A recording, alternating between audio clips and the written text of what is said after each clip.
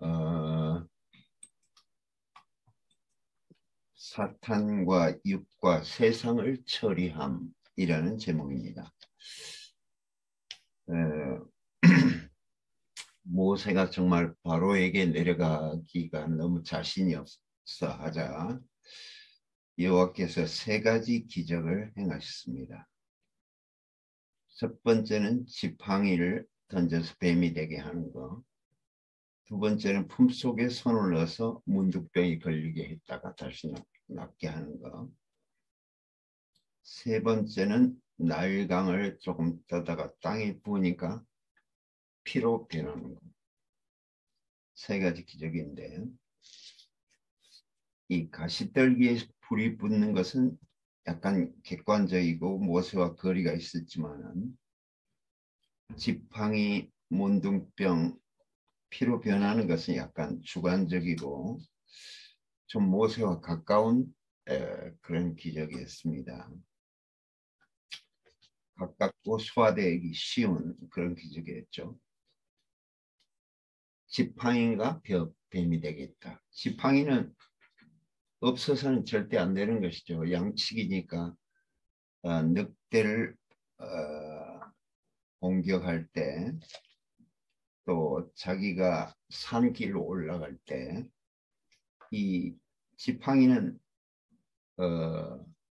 목자에게는 절대적으로 필요하죠.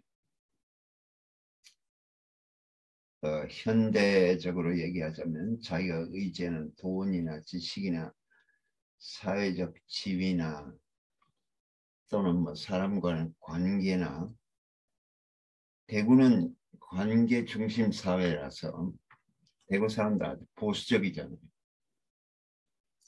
되도록이면 대구 땅을 벗어나지 않고 여기서 살려고 하는, 그 대구는 전부 계추로 연결이 돼 있어요. 갯돈 서로 모아가지고 그 서로 친분을 쌓고 서로 관계를 유지하는, 계추를 뭐 여러 개씩 들어 놓습니다. 그래야만 이 대구 땅에서 살아나기 때문에. 그래서 외지 사람들은 대구에 적응하기 힘들다 합니다. 그러니까 그 지팡이가 사탄이 침투하는 통로라는 거,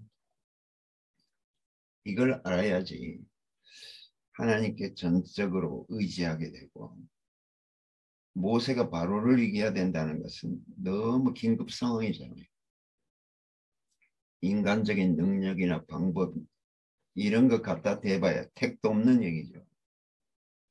전적으로 여호와 하나님께 의지해야 되는 그런 입장입니다.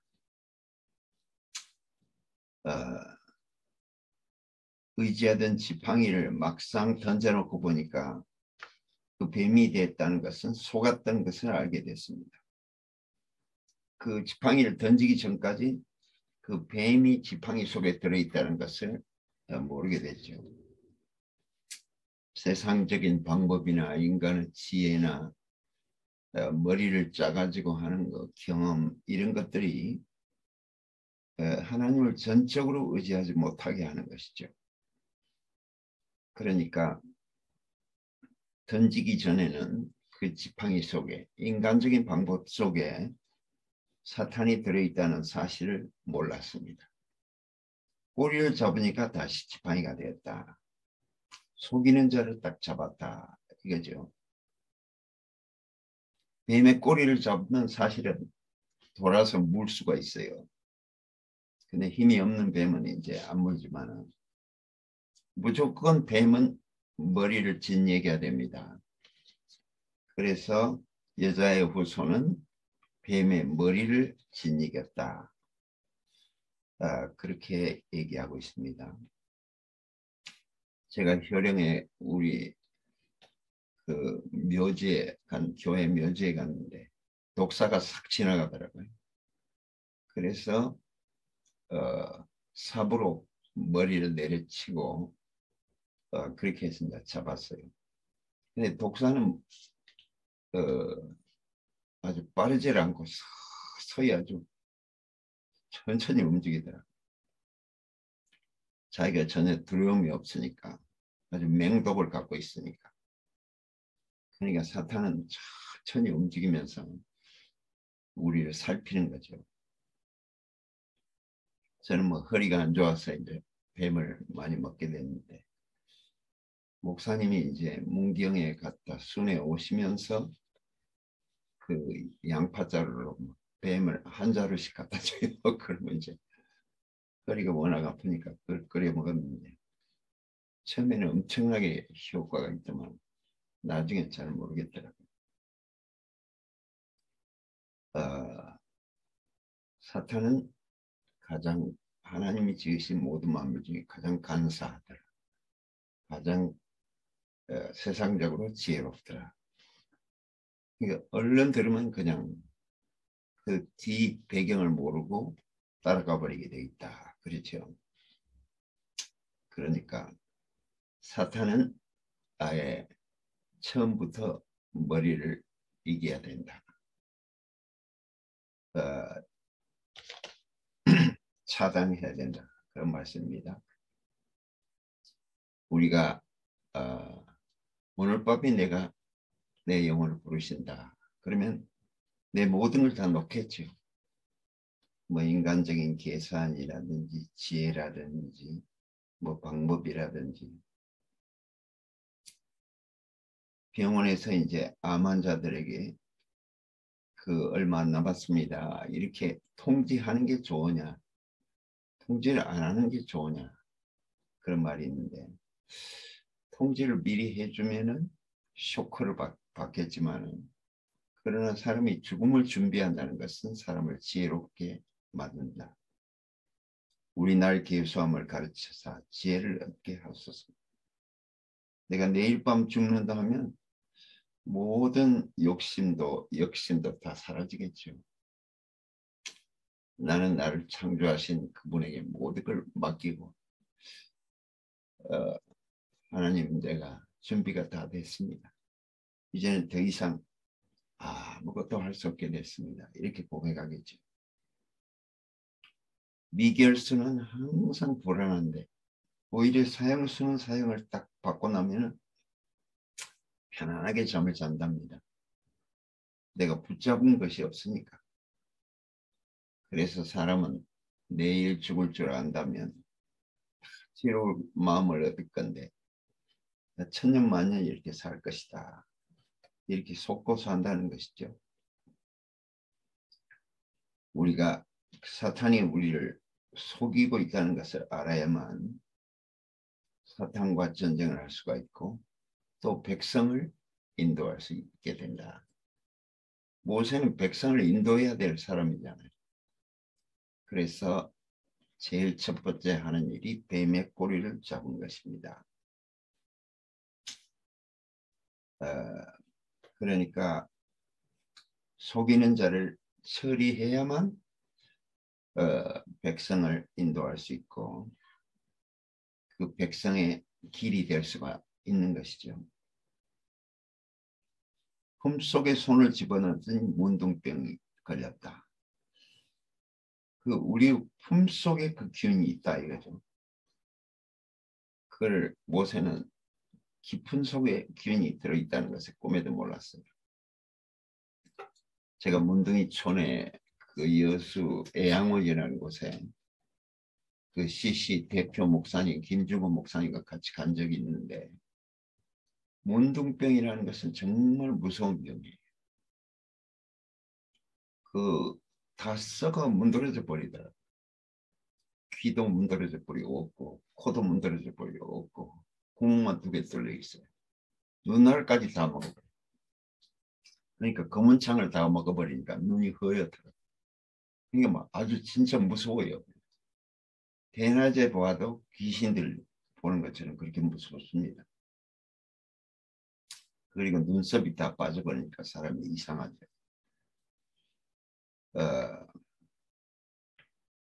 그 문둥병이라는 게 정말 무서운 병이에요.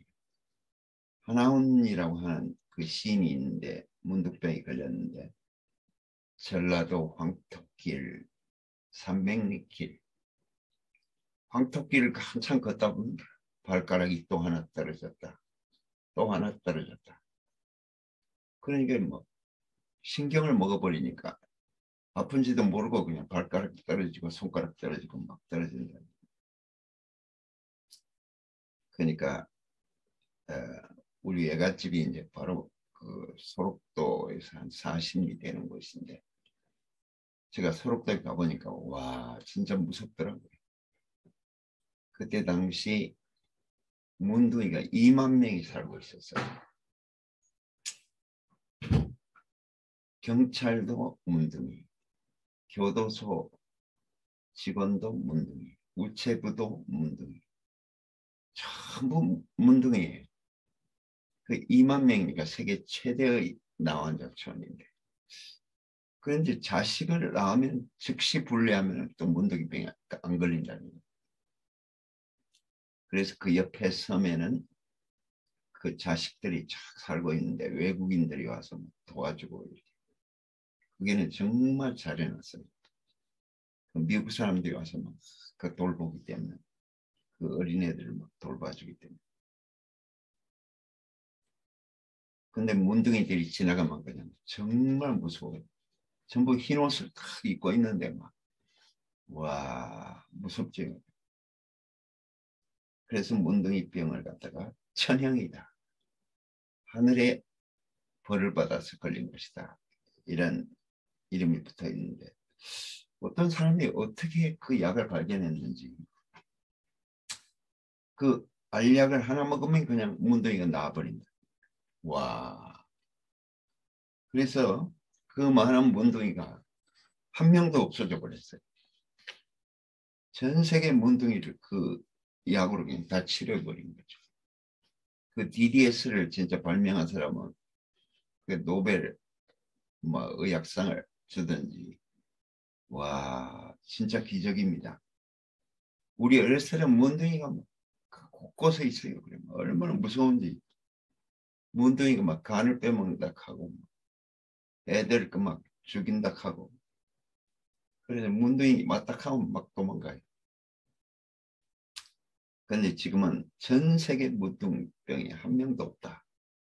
이야, 그건 참 기적이죠.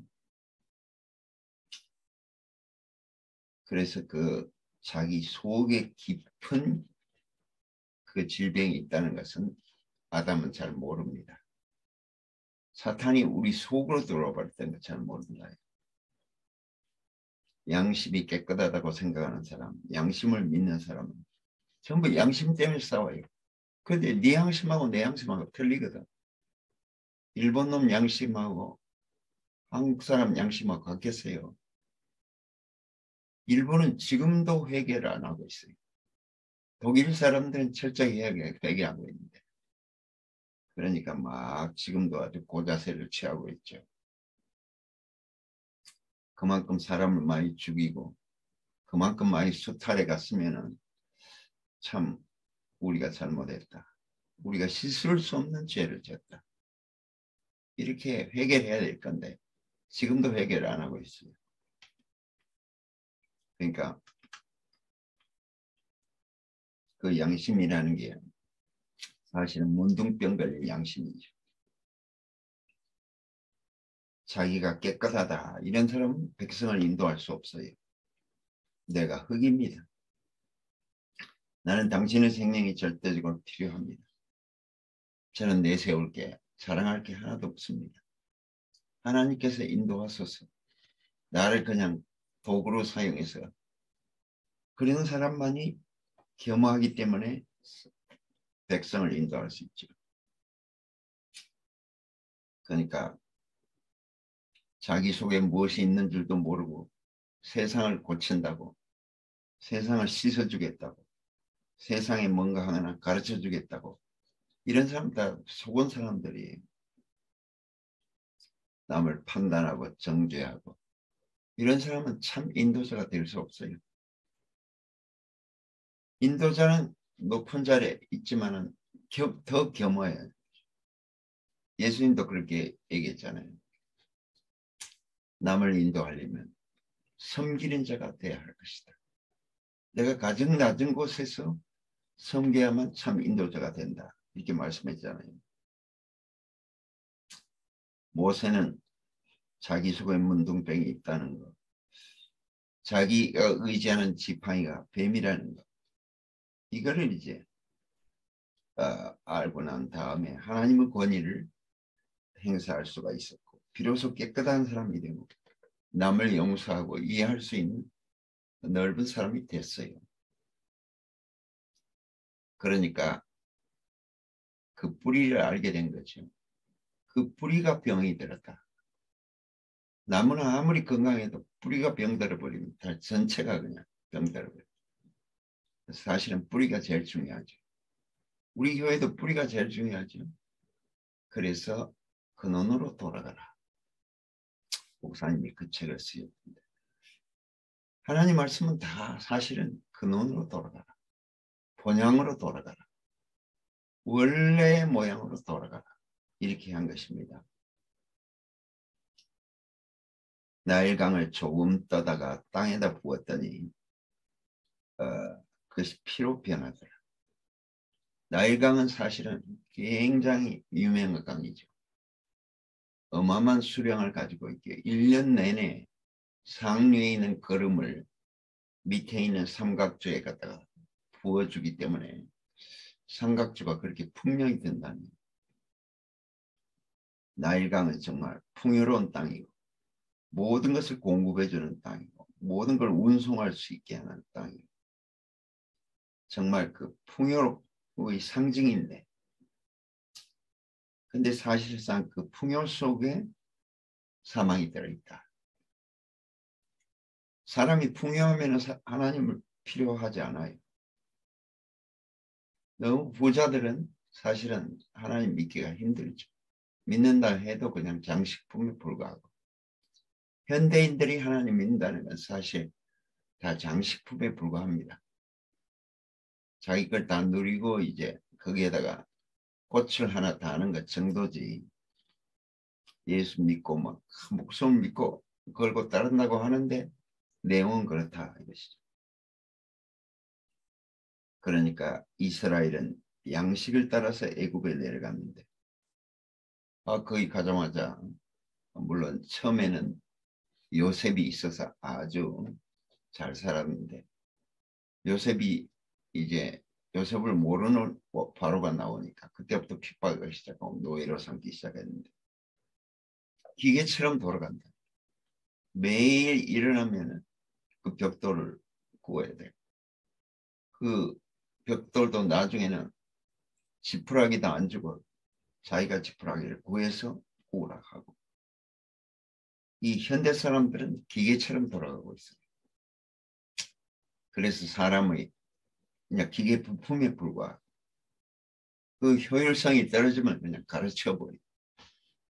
미국이라는 그 프래그마티즘, 그 실용주의라고 하는 그 미국식 실용주의는 전 세계를 기계로 만들어버렸어요.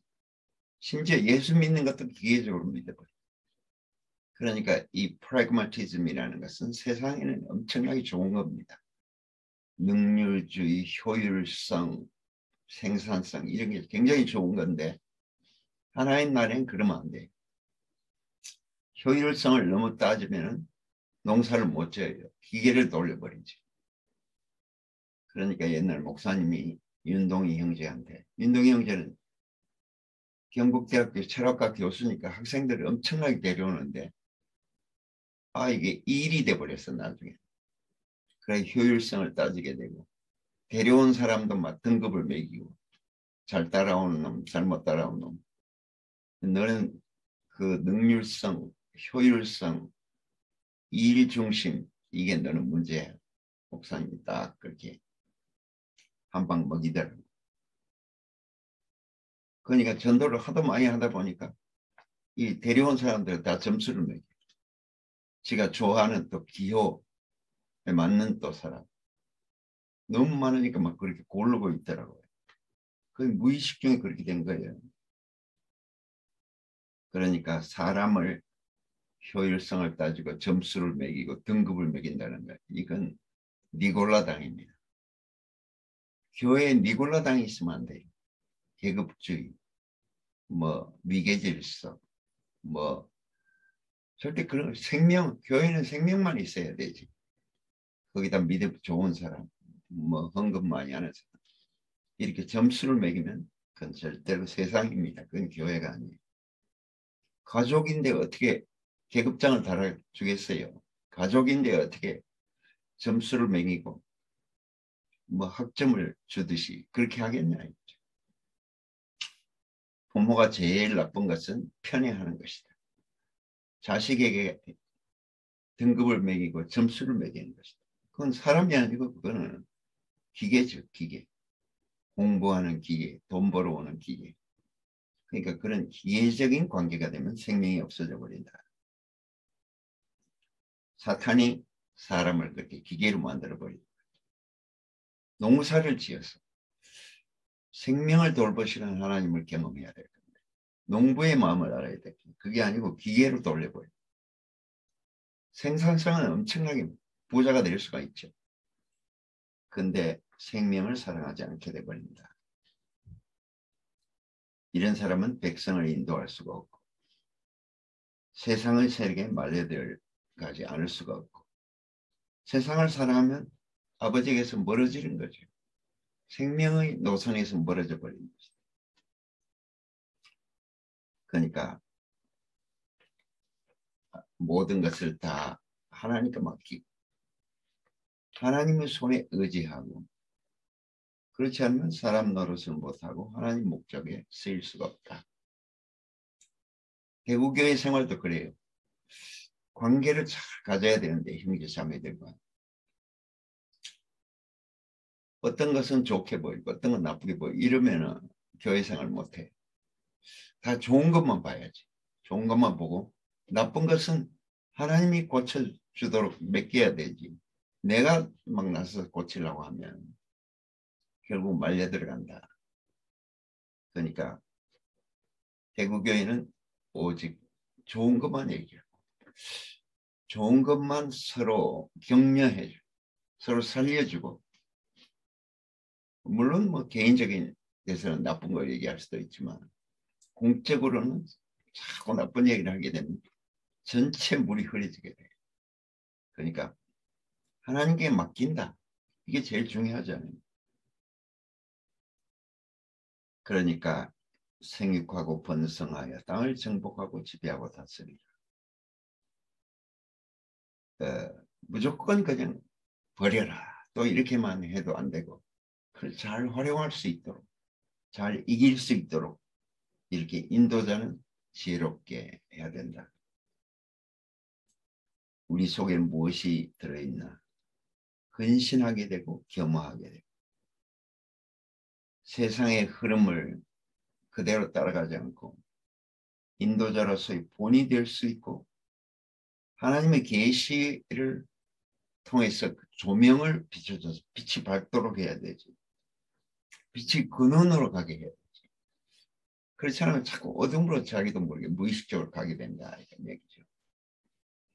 그래서 모세는 사탄과 육과 세상을 처리하기 위해서 하나님께서 그런 기적을 경험하게 하시고 또 숨어있는 뿌리를 캐내서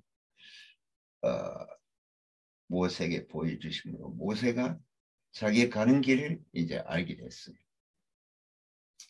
우리 목사님이 좋은 점은 뭡니까? 뭐든지 다 뿌리를 캐서 보여줘. 의사가 형식적인 의사는 그냥 증상만 치료하는 사람. 진짜 의사는 근본 치료를 뿌리까지 깊이 파가지고 그래서 미국에서는 가정의 제도가 있어서 그 조상 때부터 내려온 병력을 다 뿌리째 알고 있다. 그게 참 좋은 것 같아요. 근데 우리는 그냥 왔다 갔다 의사를 그냥 좋은 의사를 그냥 만나면 다행이고 못 만나면 또 막 헤매야 되고 그러니까 조상 때부터 그 체질과 병력을 잘 모르니까 뿌리를 캐서 근본 치료를 못 해준다. 이게 좀 아쉬운 점이죠. 대구교회는 막 모든 것을 다 뿌리를 캐. 좋은 것도 뿌리를 캐보면 그 속에 사탄이 들어가 있고 나쁜 것도 막 뿌리를 캐보면 그 속에 은혜가 들어가 있고 그러니까 농사꾼은 제일 먼저 토양을 알아야 되고 뿌리를 알아야 되고 그래야만 그 제대로 농사를 질 수가 있다. 그러니까 첫째는 뿌리가 튼튼해야 돼. 그 다음에 이제 잎사귀와 줄기와 가지와 열매가 이제 좋아야 되는데 우리가 근본적인 이 모든 것을 하늘의 조명을 받아서 알 수 있게 된다는 것은 하나님께 받은 최고의 축복이라고 할 수 있습니다. 목사님이 항상 뿌리를 얘기할 때 속이 시원해져요. 종교는 그냥 대충 막 파가지고 대충 하기 때문에 종교는 오래가 돼도 시원치를 않아요. 그래서 저는 종교 생활이 너무 괴로웠어요.